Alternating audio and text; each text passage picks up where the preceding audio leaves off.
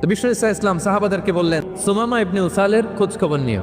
সাহাবার বলেন, ইয়া রাসূলুল্লাহ, আপনাকে হত্যা করতে এসেছে, তার তো কঠিন ক্যাপিটাল পানিশমেন্ট হওয়া দরকার, কঠিন শাস্তি হওয়া দরকার। বিশ্বনবী বললেন, না, আমি যেটা জানি তোমরা সেটা জানো না, তোমরা সুমামার সাথে ভালো আচরণ করো।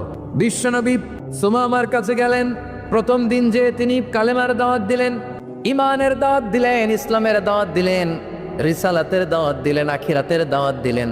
পরের দিন যে বিশ্বনবী সালাতের দাওয়াত দিলেন, যাকাতের দাওয়াত দিলেন, ইসলাম কি, কিভাবে, কেমন করে পালন করতে হয় চমৎকার আর্টিকুলেট করতে শুরু করলেন। তন্ময় হয়ে সুমামা ইবনে উসাল রাদিয়াল্লাহু তাআলা আনহু বিশ্বনবীর কথাগুলো শুনতে আরম্ভ করলো। একদিন নয়, 2 দিন নয়, টানা 3 দিন বিশ্বনবী সুমামার কাছে ইসলামকে প্রেজেন্ট করেছেন, উপস্থাপন করেছেন। আওয়াজ করে বলেন, কয় দিন?